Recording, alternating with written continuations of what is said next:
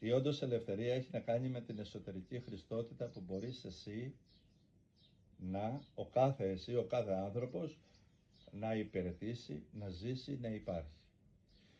Έξω από τη χριστότητα κάθε μορφή ελευθερίας έχει συν και πλην η οικονομική ελευθερία, η κοινωνική ελευθερία, η ελευθερία της γνώσης, σου λέω πολλά, η σεξουαλική ελευθερία. Είναι ελεύθερος, πολυγαμικός ο άλλος, πάει με τη μία, πάει με την άλλη, δεν έχει σημασία, δεν κάνει κάτι κακό, δεν βίασε καμία, δεν κοροϊδεύει κανέναν, πες ότι είναι αληθινός. Και λέει ναι, έχω πολυγαμική ζωή, λέω, προκαλώ εσύ και εμένα. Τι γίνεται, είναι ένας βαθμός ελευθερίας, αλλά αυτό έχει συν και πλην και της γνώσεως και της επιστήμης και της ιατρικής και της παιδείας. Η παιδεία διδάσκει. Τι να το κάνεις να διδάσκει αν τα ανθρώπινα πλάσματα που γεννάει η παιδεία σου τα γεννάει εχμάλωτα σε χαμηλά επίπεδα λυτρωτικής ελευθερίας, δηλαδή υπαρξιακά, συναισθηματικά, οντολογικά είναι υποδουλωμένα πλάσματα. Παιδεία είναι αυτό ή εισαγωγή στην κόλαση? Εγώ συζητάμε. Ο νομοθέτης που νομοθετεί σύμφωνα με τα ήθη, με τις ηθικές της εκάστοτε κουλτούρας εποχής, έχεις δει τι τραγικά πράγματα έχει κάνει? Ας πούμε, ο νομοθέτης νομοθετεί σε κάποιες χώρες οι γυναίκες να κόβουν τις μήτρες τους, να κάνουν δεν ξέρω τι άλλα έτσι. Ο νομοθέτης επιτρέπει να κάνουν εκτρώσεις κτλ.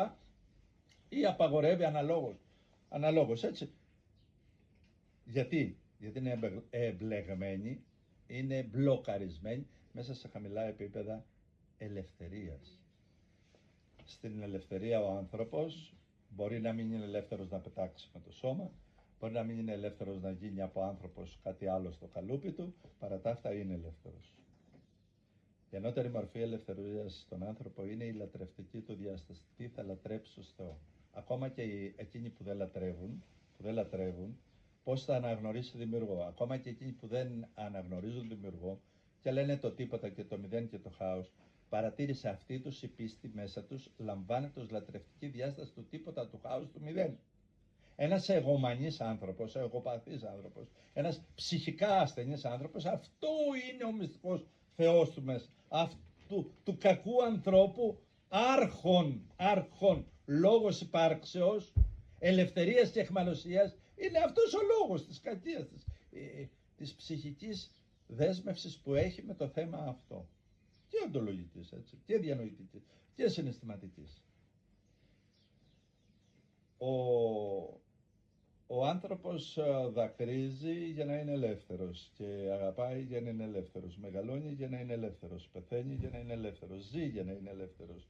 Δεν εννοείται οντότητα ανθρώπου μη ελεύθερη. Ο ελεύθερος άνθρωπος δεν διανοείται ότι τις συνέπειες θα τις αρνηθεί. Μου αρέσει κάπου υπέροχα ένας λόγος του Χριστού που λέει σε κάποιον, θα ήταν ωραιότερο για σένα, λέει, να σου να ξινός, στιφός, δεν ξέρω τι, κάπως το λέει, να σου να θεληματικά κακός, ξέρω εγώ, παρά να είσαι μισόκαλος. Ούτε ζεστός είσαι, ούτε κρύος είσαι, του λέει κάπου. Φοβερό. Του λέει, τι να κάνω με σένα, Μου έρχεται, του λέει, να σε κάνω εμετό. Δεν ήταν πουθενά. Έχεις δει τα ανθρώπινα πλήθη και πολλούς ανθρώπους συνανθρωπούς μας και εμείς σε πολλά ζητήματα. Να μην ανήκουμε πουθενά, να μην είμαστε ούτε από εδώ, ούτε από εκεί, ούτε με τον εαυτό μας, ούτε με τον Χριστό, ούτε με τον κόσμο, ούτε με τον πόνο, ούτε με τη χαρά, με τίποτα. Γιατί δεν έχουμε σεβαστεί την ελευθερία. Δεν έχουμε εργαστεί την ελευθερία μας. Ελεύθερος άνθρωπος είναι ο τραγικά υπεύθυνος, ο θεληματικά υπεύθυνος. Ο άνθρωπος εκείνος που είναι έτοιμος να πληρώσει για αυτά που λέει, για αυτά που κάνει, για αυτά που πιστεύει, για αυτά που πρεσβεύει. Είναι ο άνθρωπος που έχει επιλέξει τι νου θα έχει. Δεν έχει κάτι δανεικό, βέβαια το νου του, τη γνώση του, την επιστήμη του την παρέλαβε. Αλλά αυτός την υπηρετεί, αυτός την εκπροσωπεί. Δεν εκπροσωπεί τον εαυτό του ως εγώ, ούτε σαν υπερεγώ της κοινωνίας, αλλά σαν υπαρξιακή ελευθερία, σαν ελεύθερο που επιλέγει να είμαι αυτό. Αυτό θέλω να είμαι. Αν μου επιτρέπετε, σε μια συζήτηση πολύ αγαπημένης μου ψυχής, πολύ ο Θεός ξέρει και εγώ δεσμεύομαι για αυτά που λέω, είπα, δεν μπορώ να αρνηθώ τον εαυτό μου. Τώρα δεν το κάνω αυτό. Κάποτε μπορεί, αλλά Σήμερα δεν γίνεται. Γιατί το να σε σγώσω έξω από τα πιστεύω μου, έξω από την ενεργειά μου, έξω από την προσωπική μου ελευθερία, είναι για μένα βλασφημία ως προς εμένα. Δεν πρόκειται περί απάτης για σένα, γιατί εσύ αν έρθω σαν καλό κοντά, τι θα κάνεις, καλό θα με δεχτείς. Και αν έρθω σαν απατεώνας, αν με καταλάβεις θα φυλαχτείς. Δεν έχει να κάνει με σένα. Λοιπόν, η πνευματική ελευθερία τώρα που οι άνθρωποι δεν ενδιαφέρονται, είναι ένα τεράστιο φάρμακο για τους ανθρώπους που δεν ενδιαφέρονται.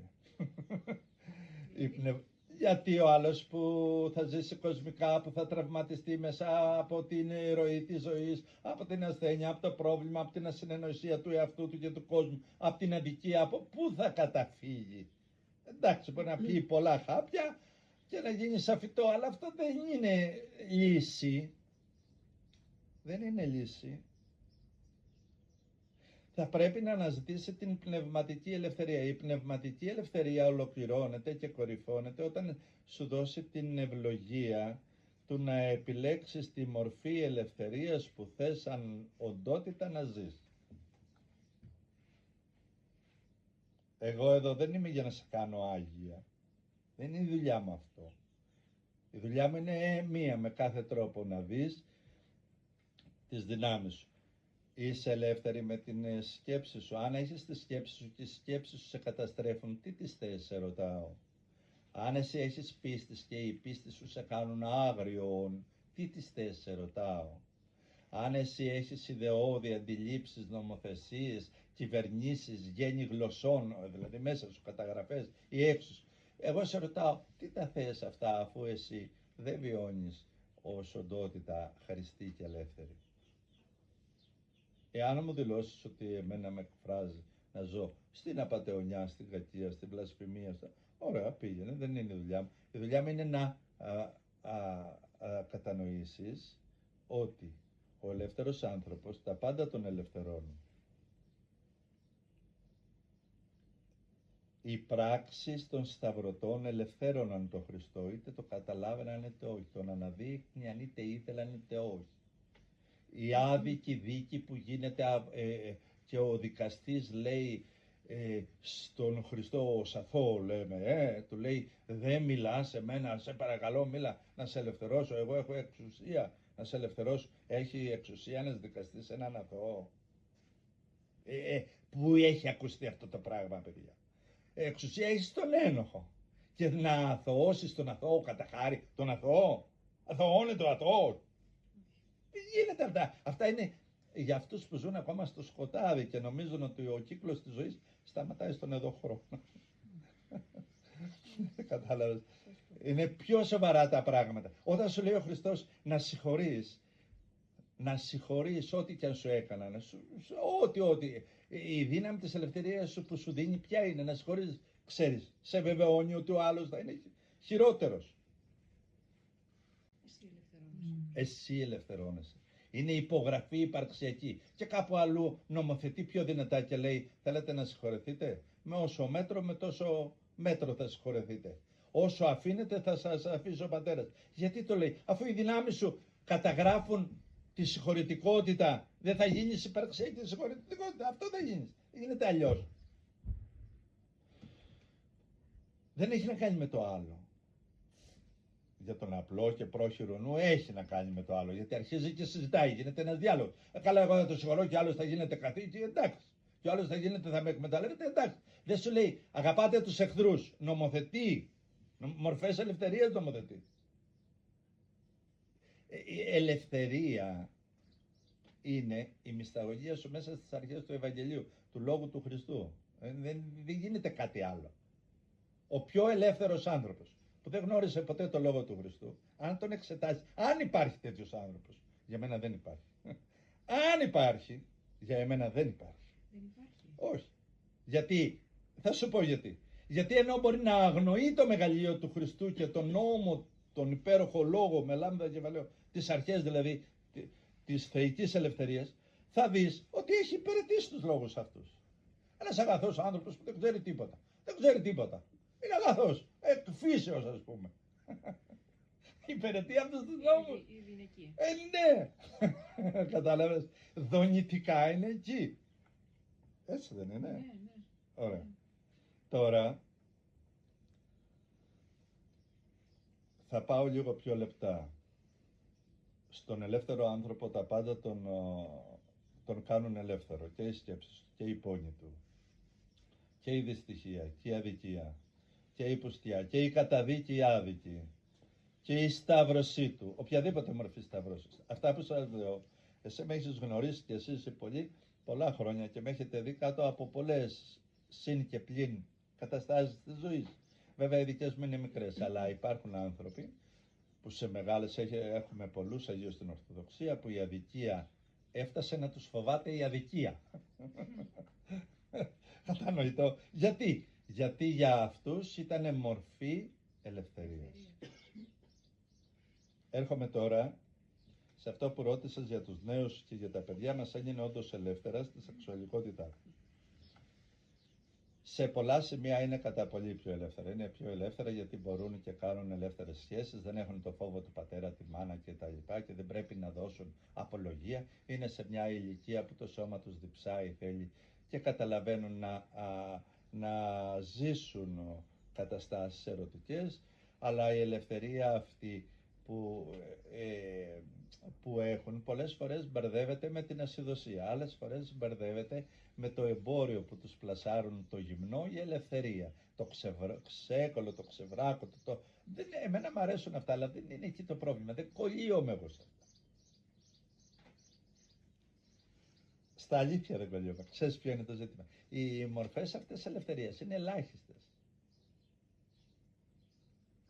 Θυμάμαι πριν πολλά χρόνια είχα πάει το γιο μου σε μια παραλία γυμνιστών και τα λέω δημόσια για να καταλάβουν ότι ο άνθρωπος που ζει ελευθερία δεν υποδουλώνεται σε τέτοια μικρά πράγματα.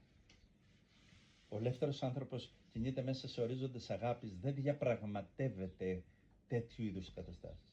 Τον είχα πάει, ήταν 7-8 χρονών και τον μυσταγωγούσα να δει τα εσωτερικά ενδύματα που φορούσε η διανόηση, η εσωτερικότητα του ανθρώπου. Ο γιος μου, δόξα τω Θεώ, είναι στη ζωή και ελπίζω να τον έχει ο Θεός και μπορεί να βεβαιώσει αυτά τα πράγματα. Τι έγινε εκεί? Είχαμε πάει σε ένα χώρο γυμνιστών, σαν γυμνιστές και εμείς, αλλά εγώ του έδειχνα, συζητούσαμε και έβλεπε ενεργειακά τα εσωτερικά ενδύματα, η διανόηση του αγχωτικού, πώς τον σκεπάζει, του ανθρώπου που θεωρείται ότι είναι ελεύθερος, αλλά στην ουσία δεν είναι. Ενεργειακά πέπλα. Εκεί για κάποιο λόγο κάποια κυρία θύμωσε και τα έβαλε με το παιδί και με εμένα, σε σημείο που μαζεύτηκαν όλοι εκεί στην παραλία και λέει: τι τους πειράζει τους ανθρώπους, τι σου κάνω? Λέει: μα ήρθαν εδώ και βλέπουν, μα δική σου είναι ιδιωτική. Και έγινε μια μεγάλη συζήτηση. Κακήν κακώς αναγκαστήκαμε να φύγουμε, σε σημείο να την κρατάνε άλλοι, λες και έπαθε δαιμονισμό, και φύγαμε. Εγώ όμως δεν είχα ενοχληθεί, γιατί υπήρχε λόγος να μην ενοχληθώ. Αυτό ήξερα ότι είναι υπέρ του παιδιού, υπέρ εμένα, υπέρ του μαθήματος που συνέβαινε. Και πήγαμε σε μια παραλία κανονική. Σε ένα νησάκι ήμασταν κοντά στον Πειραιά. Έβαλαμε τα μαλλιά μας, πήγαμε σαν άνθρωποι πολιτισμένοι. Σύμφωνα με το άλλο μοτίβο. Ναι.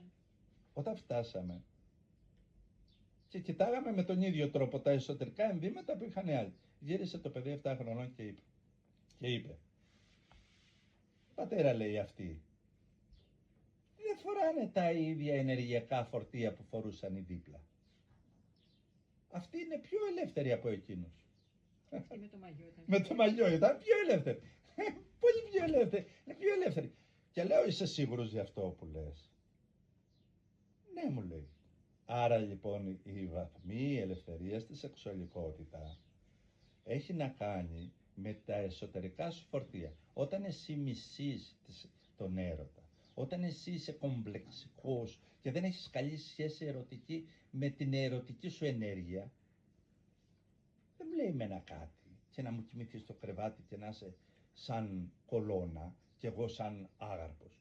Όταν εγώ είμαι ζωικός, σαρκικός, τι περιμένεις? Θα βιώσεις την ελευθερία της αρχικής ειδονής και απολαύσεις. Τόσο θα είναι. Δεν μπορεί να είναι κάτι παραπάνω.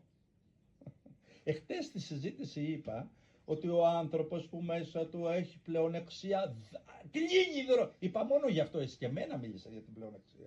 Έχετε δει, ας πούμε, μια νέα ωραία κοπέλα πόσο εύκολα ερωτεύεται έναν πάμπλουτο και δεν ερωτεύεται το αγόρι που είναι στη γειτονιά της και είναι 10 φορές πιο άντρας, 10 φορές πιο ομορφόπεδο, 10 φορές θα τη σέβεται και 100 καλύτερα. Γιατί? Γιατί μέσα της η πλεονεξία την οδηγεί να σέβεται εκείνο.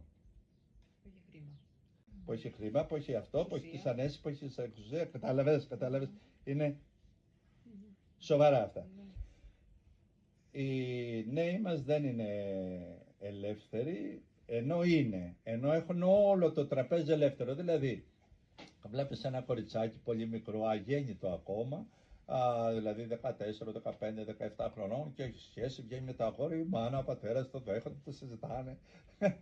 Μάλιστα, αν δεν έχει, αρχίζουν να ανησυχούνε. Γιατί δεν έχει? Σωστό και αυτό. Πάρα πολύ σωστό και έχει και αληθινή συμμετοχή. Ποιοι πραγματικά είναι ελεύθεροι στη σεξουαλικότητα? Αυτοί που έχουν καλή και ισορροπημένη σχέση με τη δική τους σεξουαλικότητα. Δηλαδή, πάει ένας μοναχός, γιατί είναι μισογίνης. Μισεί τη γυναικεία ύπαρξη. Δεν τι θέλει. Εκεί σαν μοναχός οφείλει να φτάσει να την αγαπάει, να τη σέβεται. Πάει ένας μοναχός, γιατί σου λέει άμα μπλέξω τώρα εγώ με τη γυναίκα και γίνω τεκνοποίηση και πρέπει να ταπανίσω τον εαυτό μου και θα έχω εφορία και θα έχω τέβη και θα έχω κόπο και θα έχω άστο. Και πάει εκεί, θα πάρει μισθό παρθενίας. Όχι. Είναι κάποιος που αγαπάει τη γυναίκα, τη διψάει τη γυναίκα, τη θέλει τη γυναίκα, τη σέβεται τη γυναίκα ή τον άντρα, έτσι. Αλλά έχει την αγάπη για το Θεό και ζυγίζει πού ανήκω περισσότερο και προτιμάει το δρόμο εκείνο, σεβόμενη και χαιρόμενη για την ερωτική σου ενέργεια, σεβόμενη ή σεβόμενος, αυτός. Είναι το ίδιο με τον πρώτο και με το δεύτερο? Όχι. Κοιτάξτε τώρα ποια είναι η διαφορά. Το ίδιο είναι και εσωτερικά. Το ίδιο είναι να σε πλησιάζει κάποιος χωικά, χονδροκομμένα, σαρκικά. Το ίδιο να σε πλησιάζει γιατί σε αγαπάει και σε σέβεται και σε θέλει. Το ίδιο να σε πλησιάζει έχοντας μέσα του δέος ότι εσύ είσαι ύπαρξη και δώρο Θεού. Άρα η εσωτερική σχέση με την σεξουαλικότητά σου θα καθορίσει την όντως κοινωνία του ερωτισμού σου. Όταν εγώ τη σεξουαλικότητά μου την έχω σαν γυναίκα για να κουμαντάρω τον άντρα μου, του δίνω λίγο, τον παίρνω, δεν μου κάνει το χατήρι το αυτόν και χρησιμοποιώ ως μοχλό, ως εργαλείο χειρισμού, διαχείρισης, αξιώσεων, απαιτήσεων, δεν ξέρω τι άλλο να πω. Δεν θέλω να δείξω, μιλάω αναγκαστικά σε κάποια πράγματα επιφανειακά. Το χρησιμοποιώ σαν... Η ζωή θα μου δώσει να κοινωνήσω και τον ιερό έρωτα. Θέλεις να πάμε πιο βαθιά, τολμάς? Και δημόσια. Να σε ρωτήσω, επιτρέπεται ο Χριστός να έχει κόμενα? Οι πολλοί λένε όχι. Ναι. Θα μιλήσω εγώ για να μην σας εκθέτω. Επιτρέπεται ένας Άγιος να έχει κοπέλα? Επιτρέπεται, αν είναι παντρεμένος, αν είναι πιστός, καλά. Ας έχει και αυτός. Ναι, αλλά παρατήρησε κάτι.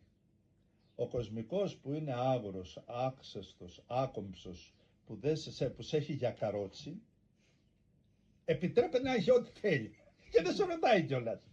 Ο Άγιος σου δεν επιτρέπεται. Δηλαδή το ιερότερο δεν έχει εξουσία, ενώ έχει. Το ίντερνετ και τα πορνοειδο αυτά εμπόρια, ή από μόδα και ό,τι άλλο διαστραμμένο θέλεις, από εικόνα, διδασκαλία, ψευδιελευθερία, ψεύτικη φούσκα, ότι έχουμε πνευματικοποιηθεί και είμαστε ελεύθεροι και άμα πάμε με 5 και με 15 ελευθερωτικά, αυτά που κυκλοφορούν έξω, έχουν εξουσία. Και ο Απόστολος Παύλος που λέει ότι η γυναίκα και ο άνδρας στο σώμα του είναι ναός του Θεού, κοίτα πόσο σέβεται το σώμα σου, το λέει ναό. Ο άλλος το λέει, ποια είσαι εσύ και τι είσαι εσύ. Και δεν περνάς και το στήθος και το μέγεθος και το έτσι. Ο ένας λέει ναός για αυτός. Δεν έχει δικαίωμα. Ούτε το θέλει. Γιατί? Γιατί τόσο που το σέβεται, θεωρεί ότι είναι το δώρο ανώτερο από τον ίδιο, από την αξία του. Και ο άλλος που δεν σε σέβεται, σε κάνει πατίνι. Και εσύ, εμείς πάμε και δινόμαστε σε αυτό, στο μη πατίνι. Η ελευθερία που σήμερα ζουν στην σεξουαλικότητα οι νέοι είναι καταρχάς, σε μένα, είναι επικίνδυνη. Γιατί δεν έχει αρχές μέσα της. Δεν έχει ιερότητα. Δεν έχει σεβασμό. Δεν έχει φλερτ. Δεν έχει συζήτηση. Δεν έχει τη χαρά του προσώπου. Δεν χαίρεται. Δεν έχει. Μπορεί να έχει γρήγορες κινήσεις. Μπορεί να έχει αυτά τα φάρμακα που πίνουν για να είναι πολύ αποδοτικοί. Είναι σύγχυση αυτό. Είναι κατάντια αυτό. Είναι χάσιμο κοινωνίας. Είναι πολύ λιγότερο από αυτό που δικαιούσε.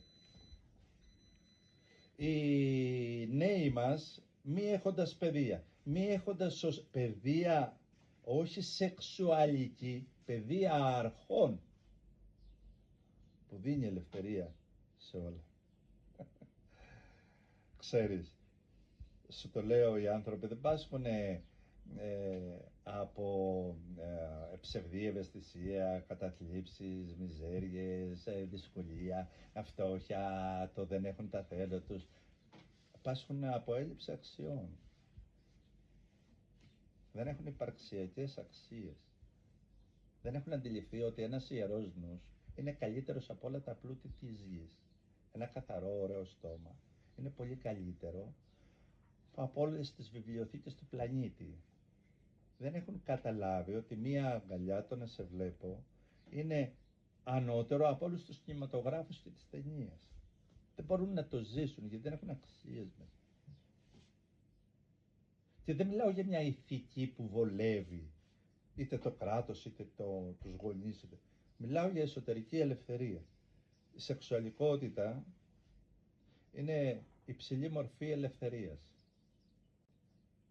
Όπου βλέπεις κατάθλιψη, θλίψη, μούτρα, μιζέριες, θυμούς, οργές, όπου βλέπεις τέτοια ενεργειακά πεδία, είναι κακή σχέση του ανθρώπου που τα εκφράζει με την δική του σεξουαλικότητα. Έχεις δει μονογαμικούς οι οποίοι υποφέρουν μέσα σε ζήλια, σε καταθλίψεις, σε μιζέρια, σε τσακωμούς, σε δαιμονισμούς που μπορεί να είναι ζευγάρι και να είναι πεδίο μάχης και καταστροφής, γιατί καταστρέφονται τα ζευγάρια. Τη χαρά τους, την αγάπη τους, τον έρωτά τους. Παγκόσμια σήμερα οι χωρισμοί είναι απίστευτα νούμερα,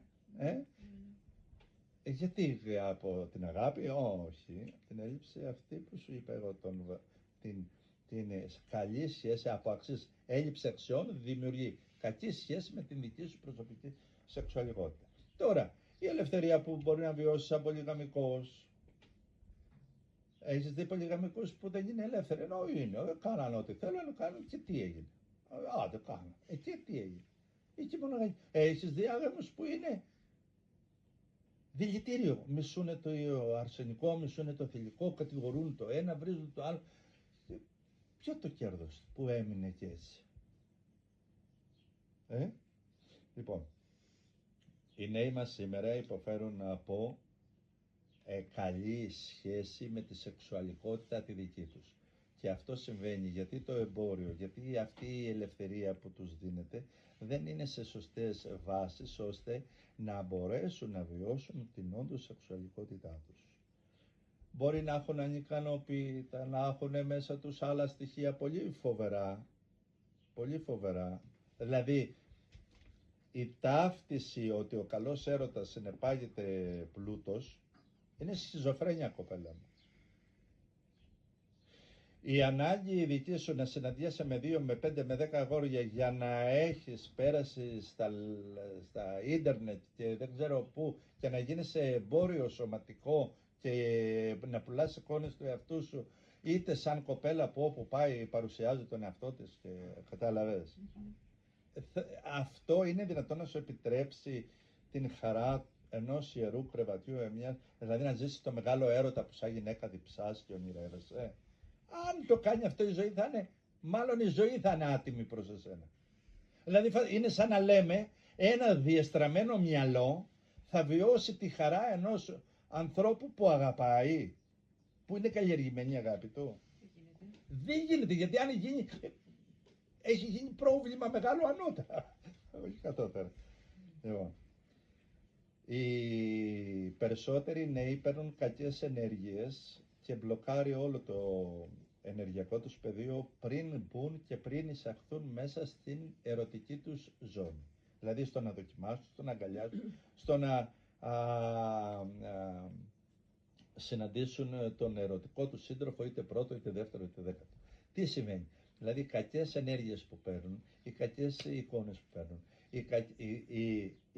όλα αυτά δεν έχουν αξίες υψηλές, όχι ηθικές. Έχεις ακούσει που λέω, είναι άτιμο ένας άνδρας να κοιμάται με γυναίκα που δεν τον θέλει? Αυτό δεν σε προβληματίζει? Και λέω, μία γυναίκα είναι απαράδεκτο, κάνει κακό στον εαυτό της, να ζει η ίδια με κάποιον που δεν θέλει. Η ίδια δεν θέλει. Τι κάνεις εκεί? Δεν είπα να μην ασκηθείς την υπομονή, δεν είπα να μην εργαστεί. Δεν τα είπα αυτά, λέω έτσι. Ο άνθρωπος που διψάει να ζήσει την υψηλή συνάντηση στον έρωτα, ο άνθρωπος που ζητάει να ζήσει την ελευθερία στη σεξουαλικότητά του, θα πρέπει να έχει υψηλές αρχές πλησιάσματος, αγγίγματος, σεβασμού. Η επαφή, η συναναστροφή, η ερωτική αλληλεπίδραση των ενεργειών αρσενικού και θηλυκού, γι' αυτά μιλάω, είναι για εμένα ιερότατη, έχει αρχές στον Θεό, γι' αυτό η καλή σεξουαλικότητα ξεκουράζει τον άνθρωπο στο νου, στο συναίσθημα, στο σώμα, τον μακαλακώνει από την τραχύτητα της ζωής, τον ημερεύει, τον γιατρεύει και έχει τόση ωφελημότητα βιολογικά, πνευματικά, διανοητικά, συναισθηματικά. Έτσι, και δεν χρειάζεται να είναι πάντοτε στο wow και να πάθεις και καμιά έκρηξη, έχει χαμηλότερες δονήσεις, αλλά είναι πολύ ωραία. Είναι η εμπιστοσύνη, είναι η χαρά του ανθρώπου. Έτσι. Και τέτοιες συναντήσεις, για να δεις πόσο αυθεντικός γίνομαι απέναντί σου, τις συναντάς και σε μονογαμικούς και σε πολυγαμικούς και σε αγάμους. Υπάρχουν άνθρωποι που είναι μονογαμικοί και είναι κόλαση. Υπάρχουν άνθρωποι που είναι πολυγαμικοί και είναι παράδεισος. Δεν σε κοροϊδεύουν, δεν είναι κρυφοί, πούστικοι, ύποπτοι, πονηροί, πώς να σου το πω. Δεν πάνε στην εκμετάλλευση. Μπορεί να ζεις τη χαρά του δότη. Μου θυμάμαι ένα νεαρό, λέει, έζησα τόσο ωραία, μου λέει. Απορούσε. Είχε γίνει καλύτερος με αυτό που του είχε συμβεί. Ναι, αλλά αυτός ήταν αμίαστος. Βέβαια, όταν προκόψει, αναγκαστικά θα πάει στο μονογαμικό, σας το ξεκαθαρίζω. Έτσι. Είναι νόμοι αυτοί. Είναι νόμοι, είναι αρχές. Βέβαια. Ή αλλιώς θα πάει στο μη. Στο μη όμως εκείνο το ελεύθερο, όχι σαν καμένος, σαν καρβοντισμένος. Γιατί αν δεν έχεις επιλογή, δεν έχεις. Δεν είναι επιλογή. Λοιπόν, η σεξουαλικότητα των νέων μας έχει πολλές μορφές ελευθερίας. Είναι για μένα σε πολλά σημεία πολύ ανώτερη και πολύ καλύτερη στην εποχή αυτή από την εποχή που ζούσα εγώ σαν νέος, χωρίς να έχω στερηθεί. Στο λέω. Και το λέω και δημόσια. Και σε άλλες ομιλίες έχω πει και δημόσια πότε γνώρισα γυναίκα, το ξέρετε, εκεί στις δυνάμεις της αγάπης. Θέλω να δείξω με αυτόν τον τρόπο ότι ενώ είναι πολύ ελεύθερη και έχει πολύ καλύτερο τραπέζι ζωής, παρά τα αυτά, επειδή δεν έχει αξίες και αρχές ιερές μέσα της, δεν απαγορεύεται να το ζήσει. Κατανοητό? Ωραία. Ελευθερία είναι τόση όση χριστότητα έχεις υπαρξιακή.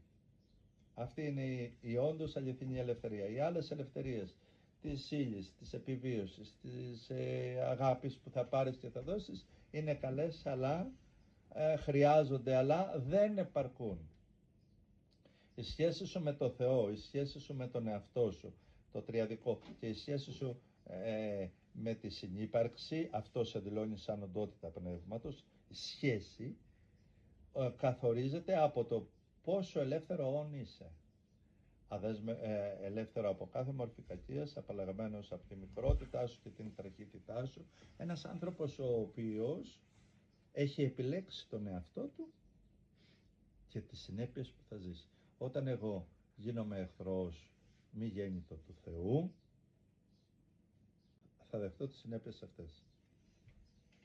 Ο Θεός με αφήνει ελεύθερο να επιλέξω κάθε μορφή ελευθερίας. Δεν θα μπορέσω ποτέ να αρνηθώ το συν και το πλην της επιλογής μου. Γι' αυτό μπερδεύονται και μπαίνουν στο άγχος. Δεν είμαι ελεύθερος. Όχι, είσαι. Δεν είσαι ελεύθερος από το άλλο. Να αποφύγεις τις συνέπειες.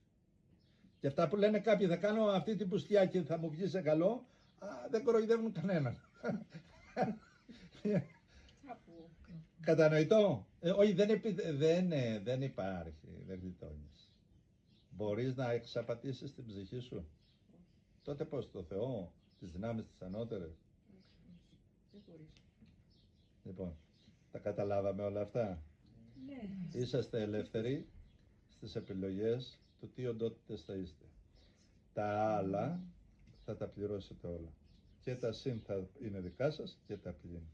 Άρα δηλαδή ο άνθρωπος πρέπει να επιλέξει. Γνωρίζει όμως τι θα επιλέξει.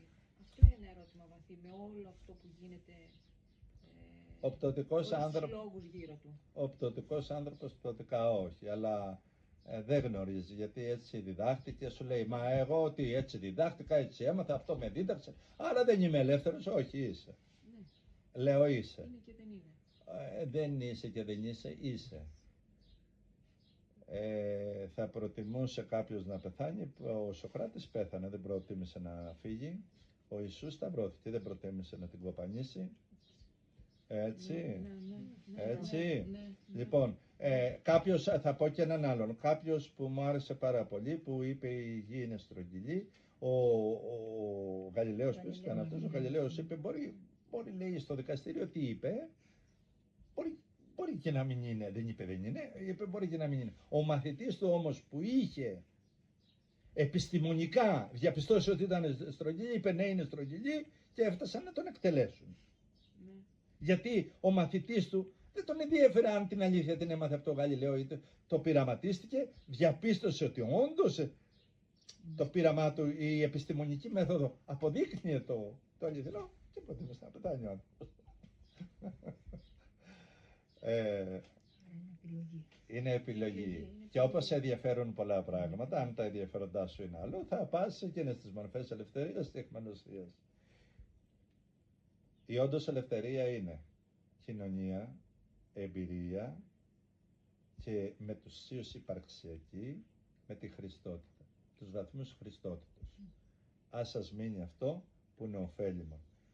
Σε όλα τα άλλα, οι σχέσεις σου με την οικογένειά σου, με το μυαλό σου, οι σχέσεις σου με την πολιτεία, οι σχέσεις σου με την αδικία, οι σχέσεις σου με τη σεξουαλικότητα, με την αδικία, με το παιδί σου, είναι σχέση χριστότητος πάλι. Δηλαδή, όσο πιο χριστόν είσαι, τόσο πιο δυνατά ζεις τη σεξουαλικότητά σου. Δηλαδή, μπορεί να κάνεις εσύ σεξουαλικά όργια, αλλά δεν έχεις χριστότητα, δεν έχεις κάνει τίποτα, έχεις ζήσει κάτι από αυτό, αλλά δεν έχεις ζήσει αυτό. Η σχέση σου με τον ρομαντισμό σου. Είσαι ρομαντική, αλλά δεν έχεις χριστότητα. Δεν το έχεις ζήσει. Ζεις το φίλο σου. Σου μιλάω για τα τίμια πράγματα. Ναι. Αλλά δεν έχεις ζήσει το φίλο σου, γιατί μέσα σου έχεις πονηράδα, είσαι δίβλος, δίγνωμος για αύριο. Ποιος ξέρει αν θα είσαι φίλος ή εχθρός ή... Πώς λέει ο ποιητής, ποιος ξέρει τι θα γίνει αύριο με εμάς. Τι συμβαίνει εκεί. Δεν μπορείς να το ζήσεις. Ενώ η οντότητα, η οποία είναι υπαρξιακά τοποθετημένη και έχει εσωτερική χριστότητα, ξέρω εγώ σήμερα, αν έχω ένα 5% χριστότητα, τη φιλία ζω 5% την αλήθεια της. Το 95% είναι το ψέμα μου.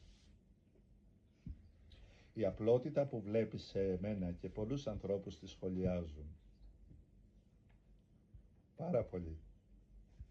Εάν η απλότητά μου είναι αυθεντική και αληθινή και είναι σε ένα μεγάλο ποσοστό, παράδειγμα, ας πούμε, τραγικά θα σου πω 80%, αν είναι έτσι λέμε, τόσο απολαμβάνω την δική σου απλότητα, τη δική σου παρουσία, τη δική σου γυμνότητα ή τον ντύσιμος. Θυμάστε με την παραλία που είπε ο γιος μου ότι παιδί τότε το είπε, αυτή είναι πιο γυμνή αυτός, πιο ελεύθερη.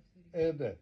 Ναι. Άρα λοιπόν, αν θες όντως να βιώσεις και το περιβάλλον σου και τις σχέσεις σου με τις αγάπες σου, με το Θεό σου, με όλα, οφείλουν να σε κάνουν ελεύθερο όν. Και ελεύθερο όν είναι η οντότητα που υπηρετεί βαθμούς Χριστότητος. Με ήτα και με γιώτα. Για όσους δεν ξέρουν, η μεγιώτα είναι η Χριστότητα που έχει πνευματική διάσταση και η Χριστότητα που έχει την φυσική αρετή, την καλοσύνη, την ανθρώπινη, γιατί δεν μπορούμε να ζήσουμε και σαν θηρία. Δεν γίνεται. Στην ειρήνη και στην ελευθερία αναπτύσσονται οι τέχνες, οι επιστήμες, οι αγάπες, οι έρωτες, τα τραύματα γιατρεύονται, ο άνθρωπος εξελίσσεται, κοινωνεί, χαίρεται, τραγουδάει και στην κορυφή των πάντων υμνεί τον δωρητή της ζωής. Ναι. Ναι, ξεκάθαρη απάντηση. Εγώ ευχαριστώ. Ευχαριστώ για εσάς.